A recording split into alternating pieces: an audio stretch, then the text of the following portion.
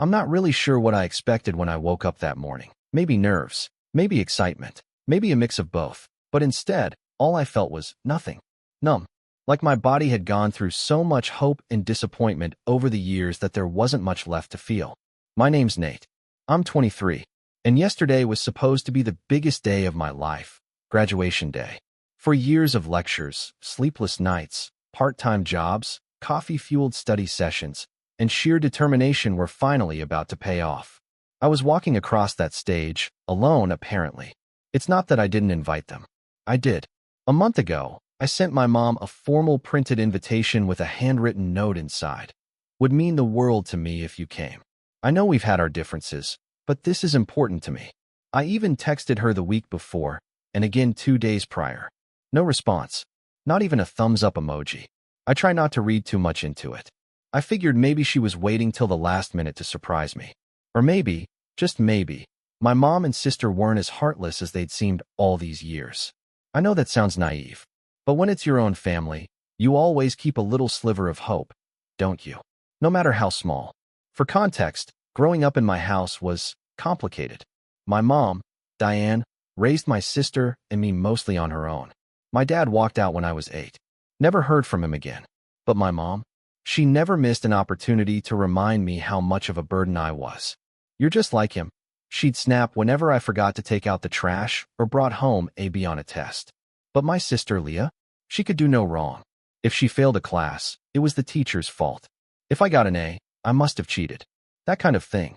I guess I stopped expecting fairness around age 15. That's when Leah got caught shoplifting and my mom blamed me for distracting her with my nerdy energy. I wasn't even there. I was at home playing Skyrim. But that's just how things worked in our house. Leah was the golden child. I was the scapegoat. Still, I never stopped trying to prove myself. I figured if I worked hard enough, succeeded enough, maybe they'd finally see me as worth something. I took AP classes, worked at a bookstore on weekends, saved up for my own laptop, and eventually earned a full scholarship to a pretty decent university. It wasn't Ivy League or anything, but it was mine. Every exam, every paper, every grueling group project, I did it on my own. No help, no cheering section. And yet, I still mailed her that invitation. Still clung to the fantasy that maybe, just maybe, they'd sit in the crowd and cheer when my name was called. That they'd see me in my cap and gown, hear my name echo through the auditorium, and finally say, "We're proud of you." So when I stepped onto that stage yesterday and looked out into the audience, I couldn't help but scan the rows. One side of the room erupted in applause when a girl ahead of me walked, probably her family. The guy behind me had a whole cheering squad with matching shirts. Me? Just silence. They weren't there. No one was. The dean handed me my degree with a rehearsed smile, but even he seemed to sense the absence. I forced a smile for the camera, heart sinking. When I walked off the stage, the other grads were hugging their parents, posing for family selfies, tossing their caps in the air. I stood off to the side, phone in hand, pretending to check messages so I wouldn't look completely pathetic. And then, against my better judgment, I called her. The phone rang twice before she picked up. I heard her voice, and instantly I regretted it. "What?" she snapped. My voice cracked a little. "Hey, just wanted to see if you were still planning to come. I just walked. Thought maybe you were. Why would we celebrate you?" She cut in, her voice cold. "You'll never be successful."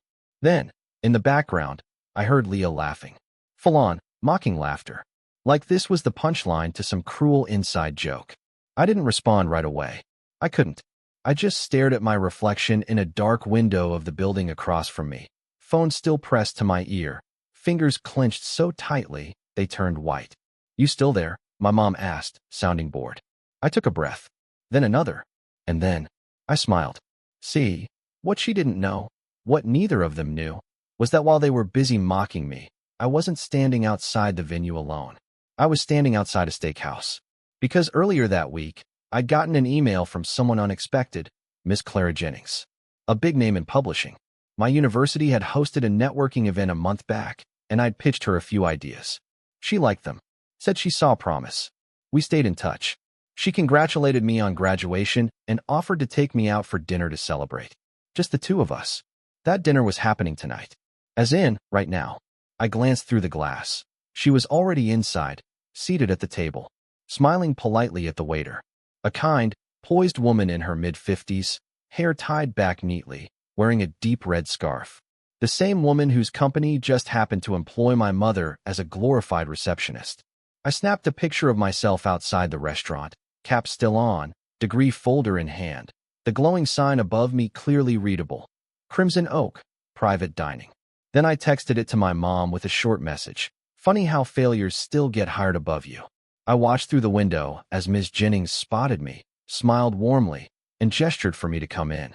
I turned back toward the street just as my phone buzzed again. This time, it was a call. From Mom. I didn't answer. Not right away. I just stood there for a second, letting the moment breathe, heart pounding but steady. After years of being dismissed, laughed at, put down, I finally had something they couldn't take from me. Not with words. Not with silence. Not with anything. Eventually, I picked up, and all I heard was her breathing, shaky, uneven. Nate, she finally whispered, like my name had suddenly become a fragile thing.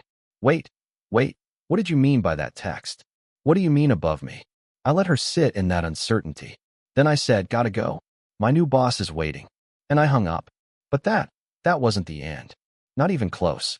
Because what happened next was something I never expected. Something that made everything, every insult, every forgotten birthday, every silent Christmas, worth it. But I'll get to that. First, let me tell you what happened after dinner. Let me tell you what she did next. Because if you think she was going to take this lying down, you don't know my mother. She came back with claws out, and she brought Leah with her. I'll admit, dinner was the one part of the day that felt surreal, in the best way possible. Ms. Jennings, or Clara as she insisted I call her, was gracious and sharp-witted. She asked questions about my ideas, genuinely listened to my answers, and even laughed at my awkward jokes. We talked about the publishing industry, how it was shifting, how voices like mine, new, hungry, and a little rough around the edges, were exactly what companies needed. At one point, she leaned back and said, I like you, Nate. You've got that thing. Drive without the ego. It's rare. Then she offered me a position, entry level, but with room to grow. Editorial assistant. Good pay, benefits, a mentor, and a path forward. All mine, if I wanted it. I accepted before dessert arrived. We toasted with sparkling water. Clara didn't drink, and as I sipped from the glass, I felt a peace I hadn't known in years. Not happiness, not pride. Just clarity. Like the static in my life had finally gone quiet. But that peace lasted about as long as the Uber ride back to my apartment. Because by the time I walked in, my phone had 16 missed calls from Mom and 4 from Leah. I stared at the screen, then tossed the phone on the couch, deciding not to let them ruin this. Not tonight. And then my apartment buzzer rang. I thought maybe it was a friend, or my roommate forgot his key again, but when I answered the intercom, I heard her voice, sharp and shrill, even through the static. Nathaniel, open this door right now. I froze. She never used my full name unless she was furious. I looked through the peephole. Sure enough, there she was. Diane in a wrinkled gray coat, heels slightly scuffed, eyes burning with that particular brand of maternal rage that used to make me flinch on instinct. And next to her, arms crossed and smirking, was Leah. Hair freshly done, nails long and shiny, face contorted with smug amusement like this was all just another episode in her favorite drama. I didn't open the door. I just turned and leaned against it. Nate, she shouted again. Don't make me call the landlord. She would. I knew she would. So I pressed the intercom button and said, calmly, you're trespassing. Leave now. That's when she lost it. You think you can humiliate me? Me? After everything I did for you. This is how you repay me? You ungrateful brat. You didn't even come to my graduation, I said flatly. You didn't earn a celebration. That degree means nothing if you think it makes you better than your own family. Behind her, Leah laughed again. I finally cracked the door open just enough to look her in the eye. I don't think I'm better than you, I said. But your boss does. And I shut the door. Hard. They stayed outside for another 5 minutes, arguing, yelling, calling me names I won't repeat. I stood in the hallway, arms crossed, heart pounding like a war drum. Part of me expected them to break the door down. But eventually, the yelling stopped. I peeked through the peephole again. They were gone. I thought that was the end of it. I was wrong. The next morning, I got a call from HR. Clara's assistant. Very polite, very professional, but clearly uncomfortable. Hi, Nate. I'm calling because there was a situation at the office this morning. Someone came in claiming to be your mother. She demanded a meeting with Ms. Jennings and caused quite a scene in the lobby. Security had to escort her out. I sat there, stunned. Wait, what? She actually showed up there? She was shouting something about how she built you from scratch and how you were stealing what was hers. Honestly, it was disturbing. Ms. Jennings wanted me to let you know she's fine, and this doesn't affect your offer. But she thought you should be aware. I apologized profusely, but the assistant just chuckled lightly. She said to tell you, exact words, tell Nate that his family just confirmed I made the right choice. I was equal parts mortified and amazed. Clara hadn't just brushed it off. She defended me. Still, I couldn't shake the knot in my stomach. That night, I kept the chain lock on the door, just in case. I knew my mom, and this was only step one. Step two came the following day when I checked my email. There it was, a long, rambling message from her, sent to my personal and new work email. No idea how she even found that one. With the subject line, "You owe me." She started with guilt. "How dare you betray your own mother like this?" Then shifted to threats. "You think this job will protect you? Wait till I tell Clara about what you were really like growing up. Let's see how long you last then." And finally, desperation. "Just bring me with you. I can get a better job too. You can't leave us behind, Nate. We're family." That last word made my stomach turn. She had never said that word with warmth, only with weight, like chains. Still, I didn't respond. I forwarded the email to Clara, just in case, and got a reply an hour later. "Don't worry. She's blocked from the premises. We've seen this before. You're doing great." That's when I realized this wasn't a one-off tantrum. This was a war, and the battleground was my success. See, my mom wasn't mad because I betrayed her. She was mad because I'd done it without her. Because I hadn't begged. Because I hadn't dragged her into the spotlight with me, giving her credit for a victory she actively tried to sabotage. And Leah? Well, she made her move next. Because it turns out, she'd been lying low until she saw the headlines. I'll explain. The publishing house had posted a congratulatory piece about new hires, and apparently, they'd included my name. Nothing big. Just congratulations to our new editorial assistant, Nate Collins. And suddenly, Leah remembered she had a brother. She posted a photo of us as kids, one of the few that still existed, captioned, "So proud of my little bro. Making big moves." I saw it because people from high school started messaging me. "Wow, you and your sister are close again? That's awesome. I didn't know you guys reconnected." We hadn't. I hadn't spoken to her since the door incident. She was trying to rewrite the story. Rewrite me. And it worked, at least for a while. Until I found out what she was really up to behind the scenes. She'd started emailing Clara too, pretending to be a supportive sister, then subtly planting seeds. "Nate's always been a bit unstable, you know? Just looking out for him. Let me know if you ever need insight." She even sent one of my old high school essays as evidence that I had a pattern of delusions. But I wasn't going to take that lying down. And what I did next, well, it changed everything. Let's just say, I stopped trying to get their approval and started making them regret underestimating me. But that's where things get interesting. Because when I finally pulled the trigger on my plan, the fallout was worse than even I expected. So here's the part where things started to turn. Up until now, I'd been playing defense, ignoring their messages, avoiding confrontation, hoping, stupidly, that maybe if I kept moving forward, they'd eventually give up and crawl back into the bitter little corner they came from. But that was never going to happen. People like my mom and Leah don't retreat. They don't accept change unless they can control it. And when they can't control it, they lash out. They rewrite the story. They claw and twist and smear until you look like the villain and they look like the misunderstood victims. I used to worry that fighting back would make me just like them. That revenge meant sinking to their level. But what I finally realized, and maybe this is just something you have to learn the hard way, is that defending yourself isn't petty. Setting boundaries isn't mean. And sometimes, you don't just push back.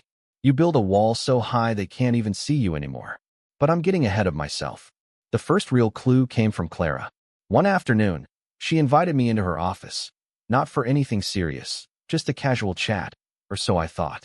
She closed the door, folded her hands, and said, "Nate, I trust you. Let me start with that. But I think you should know your sister contacted our head of PR again." I blinked. "She what?" "She said you'd had some sort of breakdown in college. That you'd falsified parts of your resume. She even offered to send screenshots. We didn't entertain it, obviously, but it's not the kind of attention you want during your first month. I felt heat rise to my face. My stomach churned. I'm sorry, I said automatically. I didn't know she'd. You don't need to apologize, Clara said firmly. You didn't choose your family, but you can choose what you let them get away with. That night, I couldn't sleep. Not just because I was angry, but because I felt violated. Like someone had broken into my apartment and touched everything I owned. Leah wasn't just annoying. She wasn't just dramatic. She was dangerous, in that smiling, sugar-coated, behind-your-back way that makes you doubt your own sanity. And Mom, she'd handed her the hammer. I spent the next few days quietly gathering things. Emails, screenshots, messages from classmates and old teachers who remembered how I used to study during lunch while Leah skipped class and blamed it on me. I even reached out to a former manager of mine who remembered when my mom once called my workplace demanding to know why I got a raise and Leah didn't, even though she didn't even work there. Yeah, that happened. But what really sent me over the edge was a message I received from a random girl I hadn't seen since high school. She said Leah had been telling people I was having a breakdown and delusional about his job, that I was apparently stalking some older woman who took pity on him and using her connections to climb the ladder. I read that message 3 times, not even able to process it at first. That's when the numbness wore off. That's when I got mad. Like, truly mad. Not the kind of mad where you yell into a pillow or send a sarcastic text. I mean the kind of slow, cold, calculating anger that makes your thoughts crystal clear. The kind where the sting of betrayal burns so deep, you start plotting, not out of vengeance, but out of necessity. For survival. Because if they wanted a story, fine, I'd give them one. But this time, I'd be the one holding the pen. It started with an idea. Something I'd shelved months ago during finals. A little essay I'd written during my senior seminar. The prompt was simple. Write about a moment in your life when you realized your family wasn't who you thought they were. At the time, I hadn't been brave enough to submit it. But now I had all the courage in the world. So I polished it up, added the real names, yes, the real ones, and submitted it anonymously to an online magazine known for publishing raw, unfiltered personal essays. Guess who handles their submissions? Clara. I didn't tell her it was mine. I wanted the piece to stand on its own. It was accepted within 48 hours. The title? When Your Family Celebrates Your Failure and Hates Your Success. It didn't name-drop Leah or Mom directly, but anyone who knew us would recognize the details. The line about the mother who told her son, "Why would we celebrate you?" The bit about the sister laughing in the background. The part where the narrator quietly gets a job offer from someone who just happens to be the mother's boss. It was all there. Sharp, honest, a little painful. And it went viral. I watched the views climb by the hour. 10K, 50K, 100K. Then the comment section exploded. People were tagging each other, debating, arguing, sharing their own stories of toxic families. Some thought I should forgive. Others said I should have cut them off years ago. But no one took my family's side. And then something happened that I didn't expect. I got a message. From Clara. Just one sentence. "This was yours, wasn't it?" I replied with a simple, "Yes." She didn't say anything else. Didn't need to. 2 days later, the story made the rounds at the office. People began connecting the dots. Quietly. No one said anything to my face, but I started getting these little nods in the hallway. A hand on the shoulder. A warm smile. Support. Real, tangible support. And then it reached them. Because Leah texted me at midnight. All caps. "What is wrong with you? How dare you make US look like abusers? I hope you're happy. MOM lost her job." I stared at those words for a full minute. Mom. Lost. Her. Job. I didn't celebrate. Not at first. Because even though part of me felt vindicated, another part still felt that little boy trying to win her approval. The one who used to leave notes on her door that said, "Did I do good today?" in crayon. That boy had wanted a hug. Not a war. But the man I was becoming? He knew better. Because what came next made everything else look like a warm-up.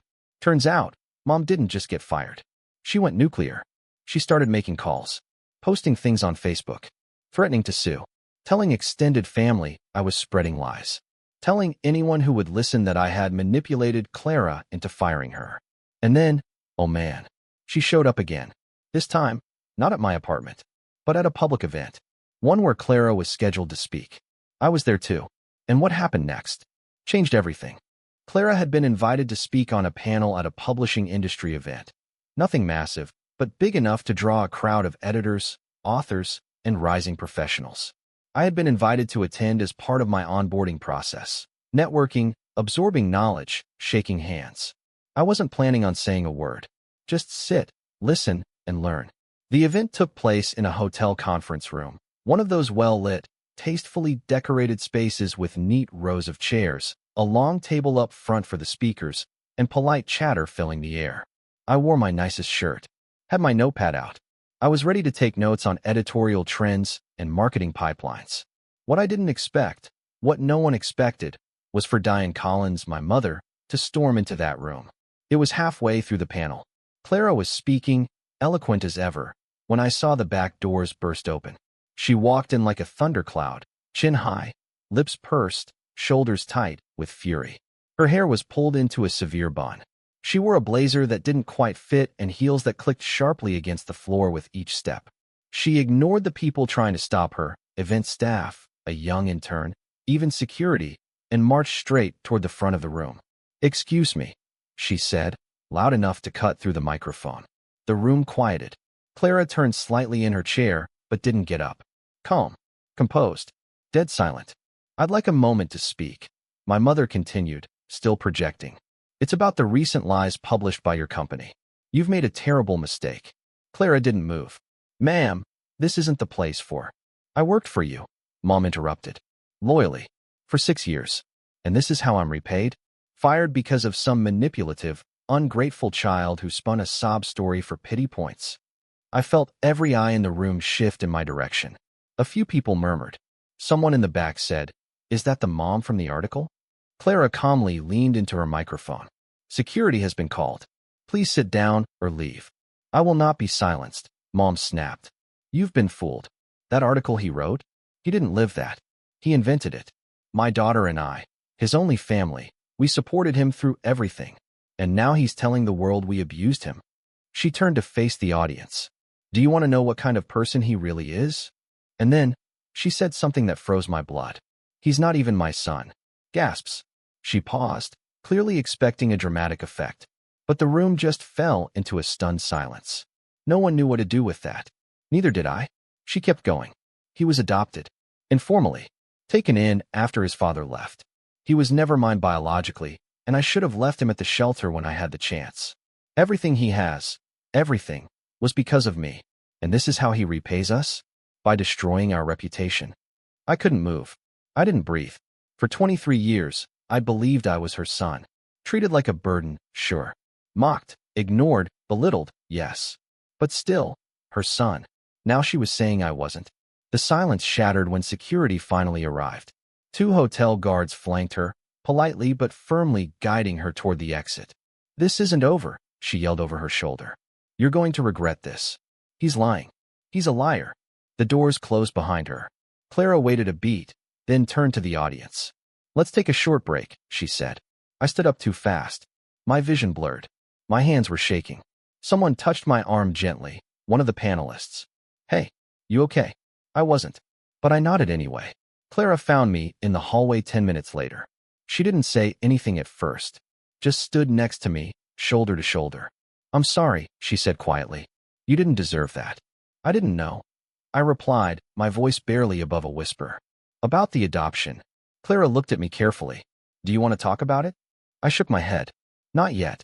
She placed a hand gently on my shoulder. "When you're ready, I'm here." That night, I didn't sleep. I just lay in bed, staring at the ceiling, thinking about everything that came before. All the pieces suddenly fit. The coldness, the resentment, the favoritism, the way she never saw me as hers. Because I wasn't. And that truth hurt more than anything she'd ever said. But something else happened too. A weight lifted. For so long, I've been trying to prove myself to someone who was never going to love me the way I needed. I had wrapped my identity around trying to win her approval. Now, I saw it for what it was. It had never been about me. It had always been about control. The next morning, I wrote a follow-up piece. This time under my full name. The title, "The Woman Who Raised Me Wasn't My Mother, and That's Okay." I told the truth. Everything.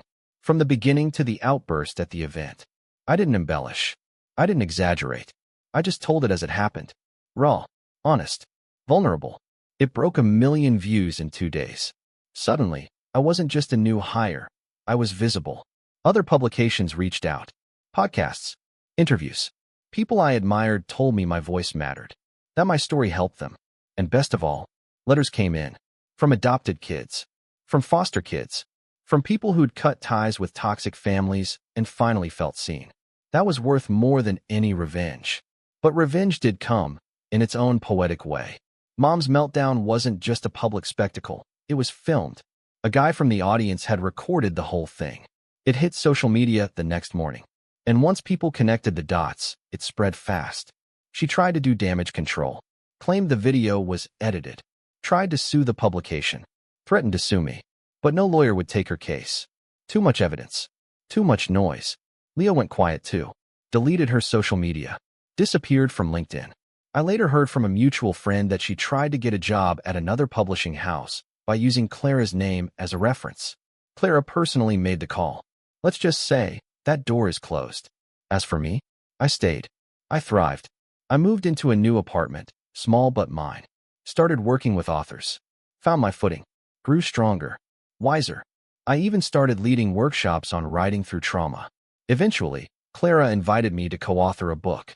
It's called Breaking the Mold, Stories from the Other Side of the Family Portrait. I dedicated it to 2 people. To the woman who gave me a roof, but no roots. And to the stranger who gave me a job and helped me find wings.